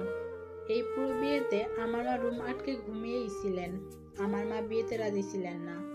বিয়ের কাজ শেষ হতে প্রায় রাত 10টা বেজে গেছে। মায়ের ঘরের সামনে দাঁড়িয়ে দরজায় টোকা দিচ্ছি। অনেকক্ষণ দাঁড়িয়ে থাকার পর মা দরজা খুললেন। আমি মাকে দেখে জড়িয়ে ধরে কেঁদে দিয়ে বললাম, কি দোষ করেছি মা বলো তুমি? এতই যখন অবহেলা আমার তাহলে ছোটবেলায় কেন মেরে ফেললে না মা বলো? কখনো আমার স্বাধীন মতো একটা কাজও করতে দাওনি মা। যে জিনিসটা আমার পছন্দের সে জিনিসটাই কেড়ে নিয়েছ। পরবর্তীতে দিয়েছ যেটাকে আমি ঘৃণা করি। কেন মা? নিজের মেয়ের প্রতি কেন তোমার এত অবহেলা, এত রাগ? তুমি কি চাও না তোমার মেয়ে সুখী থাকুক?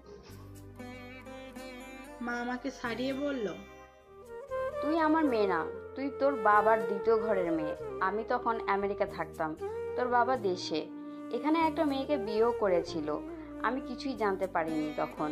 বছর দুয়েক পর ওই মেয়েটা মানে তোর মা তোকে জন্ম দিতে গিয়ে মারা যান। আমি সেদিন সব শুনেছিলাম। এসেছিলাম দেশে। আমি বাড়ি ঢুকতেই আমার হাতে তোকে তুলে দিয়ে বললো আমাকে তোর মা হয়ে থাকতে। তোর জন্য আমি নিজের মাতৃত্বের স্বাদ পাইনি, নিজে জন্ম দিতে পারিনি একটা বাচ্চার। তারপরেও বলছিস তুই আমার মেয়ে? তোকে নিয়ে আমি খুশি থাকবো, তোর খুশি চাইবো? আমি যেন তাজ্জব হয়ে গেলাম মায়ের কথা শুনে। মা আমার নিজের মা নয়, তবে আমি তো মাকে নিজের মা বলেই ভেবে এসেছি। সব সময় ভেবেছি মা যা করছে আমার ভালোর জন্যই করছে। আমি আপন করে নিতে পারলে আমাকে কেন আপন করে নিতে পারলো না মা? তবে এটাকেই সৎ সম্পর্ক বলে? সমাজ কেন এই নিয়মটা করলো? কেন মা ও মেয়ের মাঝে একটা অদৃশ্য অভিমানের দেয়াল তৈরি করে দিল? কেন আমার বাবা এই কাজটা করলো? কেন? তাহলে আগে কষ্টটা আমাকে পেতে হতো না। আমি মাকে জড়িয়ে ধরে বললাম, মা তুমি আমার মা, তোমাকে তো মা বলে জেনেছি। আমাকে কি আপন করে নেওয়া যায় না মা? আমি তো কোনো দোষ করিনি মা। মা আমাকে ধমক দিয়ে বলল, তোর দোষ হচ্ছে তুই কোনো জন্ম নিলি। তুই কেন জন্ম নিলি? আমি তোকে মেয়ে হিসেবে মানি না, কখনো মানতেও পারবো না। বলে দরজাটা ঠাস করে বন্ধ করে দিল। আমি বাবার দিকে তাকালাম। বাবা আমার দিকে অপরাধীর দৃষ্টিতে তাকিয়ে বলল, ও ছিল আমার বাড়ির দারোয়ানের মেয়ে। দারোয়ান চাচা আমাকে ছোট থেকে বড় করেছে। গ্রাম থেকে এসেছিল চাচার কাছে, কিন্তু যেদিন আসে সেই দিনই চাচা মারা যায়। মারা যাওয়ার আগে আমাকে হাত জোর করে ওনার মেয়ের দায়িত্ব আমাকে দিয়ে গেলেন। কি করব বুঝতে না পেরেই বিয়ে করেছিলাম। এখন বল আমার দোষ কি? আমি বাবাকে জড়িয়ে ধরে বললাম, তোমার কোনো দোষ নেই বাবা, শুধু একবার আমার মাকে দেখাবে প্লিজ বাবা। বাসর ঘরে বসে আছি আমি। চারদিকে বেলি ফুলের সুবাস। ঘরটা বিস্তর বেলি আর গোলাপ ফুল দিয়ে সাজানো হয়েছে। থেকে থেকে কান্নার সাথে হাসি দিচ্ছে। কিছুক্ষণ পরেই হিমু দরজা খুলে ভিতরে ঢুকলো। ভালোবাসা মানুষকে আজ পেয়েও মনটা ভালো নেই। এত বড় একটা সত্যির সামনে দাঁড়াতে খুব কষ্ট হচ্ছে আজ। আমার সৎ মা কেন আমার মা হতে পারলো না? আমাকে কেন নিজের মেয়ে মনে করতে পারলো না? আমার ভাবনায় ছেদ ঘটিয়ে হিমু সামনে এসে বসলো। আমি দীর্ঘশ্বাস ফেলে হিমুর দিকে তাকিয়ে আছি। হিমু মুচকি এসে বলল, এমন মন খারাপ করে বসে থেকো না প্লিজ। যা যাওয়ার তো আগেই চলে গেছে। এখন এসব ভেবে ভালো মুহূর্তগুলো মিস করলে চলবে বলো? আমি হিমুর কাঁধে মাথা রেখে বললাম, আজ যখন জানলাম আমার মা উনি নয়, তখন আমার কষ্টটা ঠিক সদ্য মা হারা যাওয়ার মতোই হয়েছিল। আমার বাবা কেন এমন করলেন বলুন? তাহলে আজ এই দিনটা দেখতে হতো না আমাকে। হিমু বলল, কেঁদেছো? মনে হচ্ছে মাথা ব্যথা করছে তোমার। আমি মাথা ঝাঁকিয়ে বললাম, হ্যাঁ করছে, তবে আরো কাঁদবো। আমার বাবা আমার মায়ের স্মৃতি মুছে দিতে একটা ছবি পর্যন্ত রাখলো না। আমি আমার মাকে চোখের দেখাও দেখতে পারলাম না বলেই হু হু করে কেঁদে দিলাম। হিমু আমার মাথা মুছিয়ে দিয়ে বলল, আহা, কাঁদে না লক্ষ্মীটি। তোমাকে যদি তোমার মাকে দেখাতে পারি তাহলে কান্না থামবে তো? আমি ফট করে উঠে বসে জিজ্ঞেস করলাম, সত্যি পারবেন নাকি মিথ্যা বলছেন বলুন তো? হিমু কপাল টান করে বলল, হিমু কি মিথ্যা বলে? আমি চোখ মুছে বললাম, দেখান না প্লিজ, আমি দেখব। হিমু আমাকে টেনে বেলকনিতে নিয়ে বলল, এমন করা যাবে না ম্যাম, কারণ আমি আপনার মাকে দেখিনি। তাহলে কিভাবে আনবো বলুন তো? আগে যেমন ভাবতেন উনি আপনার মা, এখনই তেমনই ভাবেন কেমন? তাহলে আপনার এই কাঙ্গাল জামাইটা আদরের অভাবে মরে যাবে। আমি ফিক করে হেসে হিমুর বুকে মুখ লুকালাম। পাশের কদম গাছে শত শত কদম ফুলের মধ্যেই বসে আছে একজোড়া পেঁচা। পরের দিন সকালে ঘুম থেকে উঠে দেখি হিমু উপর হয়ে ঘুমিয়ে আছে। আমি উঠে ওয়াশরুমে গিয়ে ফ্রেশ হয়ে নিচে নামলাম। মা নাস্তা বানাচ্ছে। আমাকে দেখে বললেন, নতুন বউ রান্নাঘরে আসা উচিত নয়, যাও, এখন মেহমান আসবে, শাড়ি পরে এসো। আর শোনো, আজ একটু সেজে এসো কেমন? আমার বাবার বাড়ি থেকেও লোক আসবে, আমি নাস্তা পাঠিয়ে দিচ্ছি, যাও। আমার ভালোও লাগছে আবার খারাপও লাগছে। আমার মা হয়েও আমার সাথে শাশুড়ির মতো আচরণ করছে। আমি এক কাপ কফি নিয়ে উপরে উঠে আসলাম। আমি কফির কাপে চুমুক দিতেই মুখের উপর গরম বাতাস অনুভব করলাম। কফির কাপ থেকে চোখ উপরে উঠিয়ে দেখি হিমু মুচকি এসে তাকিয়ে আছে। আমাকে কফি দিবে না ম্যাম? হ্যাঁ উঠুন, ফ্রেশ হন, আমি নিয়ে আসছি। আমি ফ্রেশ হয়ে শুয়েছিলাম আবার, এবার কফি দাও। আচ্ছা ওয়েট করুন, আমি আসছি। আরে কোথায় যাচ্ছ? কফি একটাই খাবো দুজনে। কিন্তু কেন? কারণ এতে মোহাব্বত বাড়বে। তোমার পথে বিছিয়ে দেব হাজারো হাজারো ফুল। যদি তুমি চাও, তোমার চোখে বুনে দেব হাজারো স্বপ্ন। যদি আমাকে নিয়ে স্বপ্ন দেখতে চাও, তুমি আমার, একান্তই আমার প্রিয়তমা। আমি খিলখিল করে হেসে কফির কাপটা এগিয়ে দিলাম। আমার হাত দিয়েই এক চুমুক দিয়ে চোখ মুখ কুঁচকে বলল, সুপার ম্যান। যদিও কফিটা ভালো হয়েছে, তাও তোমার পরশ পেয়ে আরো দ্বিগুণ ভালো হয়ে গেছে। বলেই কপালে একটা চুমুকে দিল। কিছুক্ষণ পর আমি আর হিমু মেরুন রঙের ড্রেস পরে নিচে নেমে আসলাম। বেশ কিছু মেহমান চলেও এসেছে। এসব ভিড়ের মধ্যে দেখলাম এক কোণায় চুপটি করে দাঁড়িয়ে আছে আমার সাবেক খালাতো ভাই। মানে কালকের আগে ছিল, তবে এখন নেই। আমাদের দেখে এগিয়ে এসে আমার হাত ধরেই বলল, সাহস হয় কি করে আমাকে রেখে বিয়ে করার? তোমাকে বলেছিলাম না সময় হলে তোমাকে আমি বিয়ে করব? চলো এখান থেকে, এখনই বিয়ে করব আমরা। সমস্ত মেহমানের সামনে আমার আচরণে আমি ভড়কে গেলাম। হাতের ব্যথায় বারবার বলতে লাগলাম, আহ মুন্না ভাই ছাড়ুন, কি হচ্ছে এসব? মুন্না কোনো কথা না শুনেই আমাকে টানতে লাগলো। হুট করেই হিমু মুন্নার সামনে গিয়ে বলল, ওয়েট আমার শালা বাবু, কন্যার ভাই আসো, ভাই হয়ে থাকো। আমার বউর দিকে চোখ দিও না, তবে কি হবে জানো তো? মুন্না ধমক দিয়ে বলল, কি হবে? তুই জানিস আমি কে, আমার কত পাওয়ার? হিমু মুন্নার দিকে ঝুঁকে কানে কানে বলল, আমি কিন্তু জিন, সো সাবধানে কথা বলো শালাবাবু। মুন্না আরও রেগে বলল। ফাজলামো করিস আমার সাথে? আমি ফাজলামো করতে এসেছি এখানে? এবার হিমু রেগে গিয়ে বলল। তুই কি আমার বিয়েই লাগিস যে তোর সাথে আমার ফাজলামি করতে হবে? আমি কি ফাজলামো করতে ওকে বিয়ে করছিলাম নাকি? হাত স্যার, স্যার বলছি, না হলে তোর ইজ্জত আর ইজ্জত থাকবে না। মুন্না হাতটা ছেড়ে দিয়ে বলল। ফাইন, আমি এখনই কাজে ডাকবো। আজ বিয়ে করেই যাব এখান থেকে। হিমু পকেটে হাত দিয়ে বলল। পারলে এখান থেকে নড়ে দেখা। চলো মাহি, আমরা বসি। আমি হিমুর হাত ধরে সোফায় বসলাম। মুন্না হাঁটতে গিয়েও পারছে না, ওর পা আটকে আছে। এতগুলা মেহমানের সামনে কিছু বলতেও পারছে না। প্রায় ঘন্টাখানেক পরে অনুষ্ঠান শুরু হলো। আমার মাও এসে সোফায় বসলেন। একজন মহিলা হুট করেই বলে ফেললেন। হিমু মাথার চুলগুলো উপরের দিকে টেনে বলল। আমার এমন বাড়ি আছে যা দেখলে ভয় পেয়েও যেতে পারেন। মহিলারা উৎসুক হয়ে বললেন।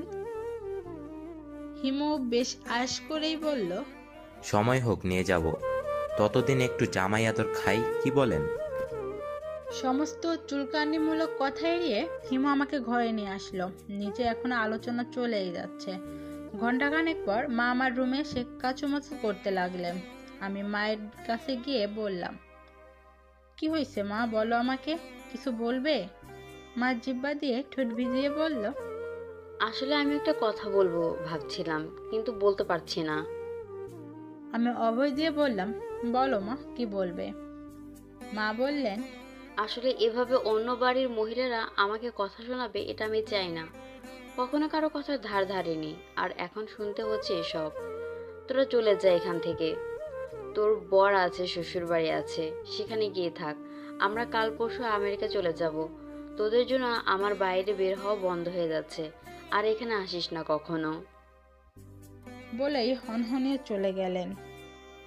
আমি ঠায় দাঁড়িয়ে রইলাম।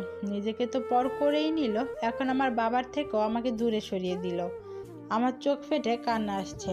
হিমু এসে বলল। আমারই ভুল হয়েছে, চলো ব্যাগ গুছিয়ে নাও। আমি হিমুর বুকের মধ্যে মাথা রেখে শার্ট খামচে ধরে বললাম। এমন কেন হলো হিমু? আমি মাকেও হারালাম, আর এখন বাবাকেও। এই বাড়ি ছেড়ে কিভাবে যাব আমি? কত স্মৃতি এই বাড়িটাকে নিয়ে আমার। হিমু আমার কপালে একটা চুমু দিয়ে বলল। চলো, যেতে তো হবেই, শত হলেও এটা তোমার বাবার বাড়ি।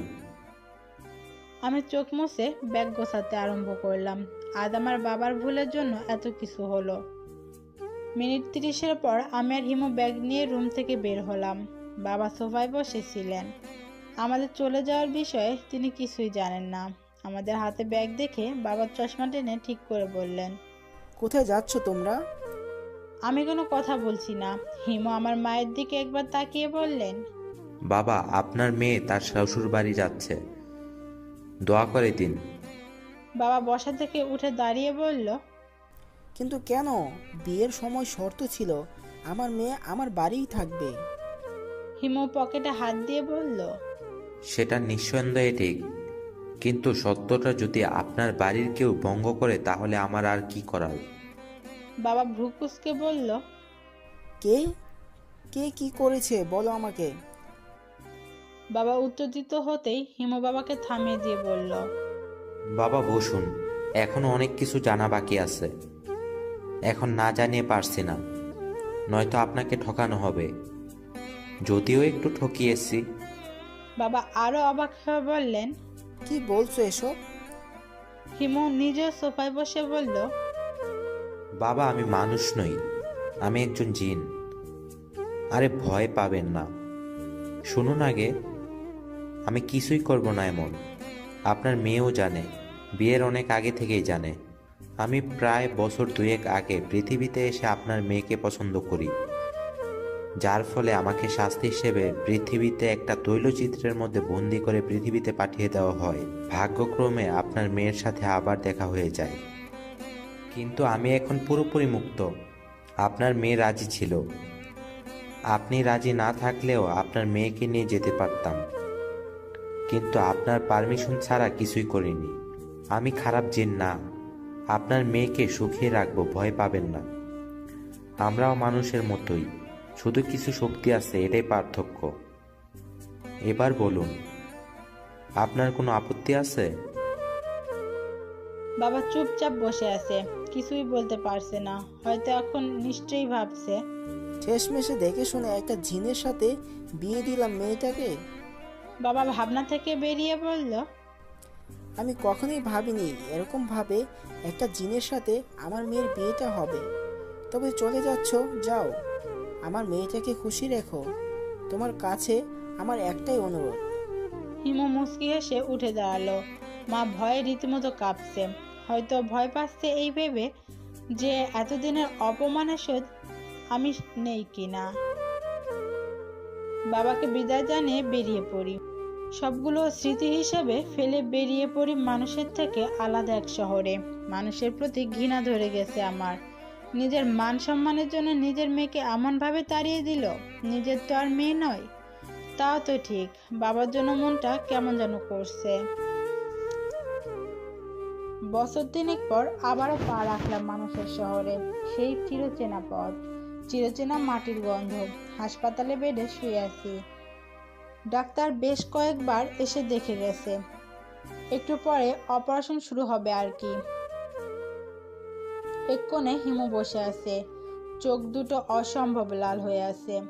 দেখেই বোঝা যাচ্ছে কেঁদেই চলেছে। জিনের শহরে অবশ্য জিনদের জন্য চিকিৎসার ব্যবস্থা রয়েছে। যেহেতু আমি মানুষ, তাই হিমু কোনো রিস্ক নিতে চাইনি। আজ আমার বাচ্চা হবে, বেঁচে ফিরতে পারি কিনা তাও জানি না। অপারেশন থিয়েটার থেকে বের করা হলো রাত 8টায়। টানা 2 ঘন্টার পর জ্ঞান ফিরতেই দেখি হিমু দুটো বাচ্চাকে 2 হাতে ধরে রেখেছে। আমাকে চোখ খুলতে দেখেই একটা বাচ্চাকে শুইয়ে দিয়ে অন্যটাকে আমার কোলে দিল। টুইন বেবি, দুজনেই অসম্ভব সুন্দর, দুটোই মেয়ে। আমার মনের কথা শুনেই হিমু বলল, দেখতে হবে তো কার মেয়ে। ওদের বাবা জিন, তাই ওরা সুন্দর হবে না তো কে হবে শুনি? সবই আমার জন্য, বুঝলাম। আমি মাথায় হাত দিয়ে বললাম, দেখুন, আমার কিন্তু আর ঝগড়া করার একদম মন মানসিকতা নেই। সারা জীবন এমন জ্বালেই এসেছেন। আমার তো বাবার কথা খুব মনে পড়ছে। আজ পাশে থাকলে অনেক খুশি হতেন, তাই না? হিমুর মুখটা অমনি কালো হয়ে গেল। বলল, আমি এসেই তোমার বাবার খোঁজ নিয়েছি, ভালো আছেন উনি, তবে আমেরিকা চলে গেছেন অনেক আগেই। আমি ওহ বলে একটা দীর্ঘশ্বাস ফেললাম, কিন্তু মুহূর্তেই মনটা কেমন কু ডাকলো। আমি ফের জিজ্ঞেস করতেই হিমুর উত্তর শুনে আমার পৃথিবীটাই অন্ধকার হয়ে গেল। বাবা মারা গেছেন যেদিন আমার বাড়ি থেকে বের হয়ে যাই তার কয়েকদিন পরেই। তারপরেই মা আমেরিকা চলে গেছেন। আজ সন্তান হওয়ার আনন্দটাও যেন চাপা পড়ে গেল আমার বাবার মৃত্যুর খবর শুনে। আমাদের শহরে ফিরে এলাম। আজ খুব কান্না পাচ্ছে। মন খুলে কেঁদেছি, সারা বাড়িতে হই হুল্লোড়। আর আমি আমার বাবা মাকে স্মরণ করছি।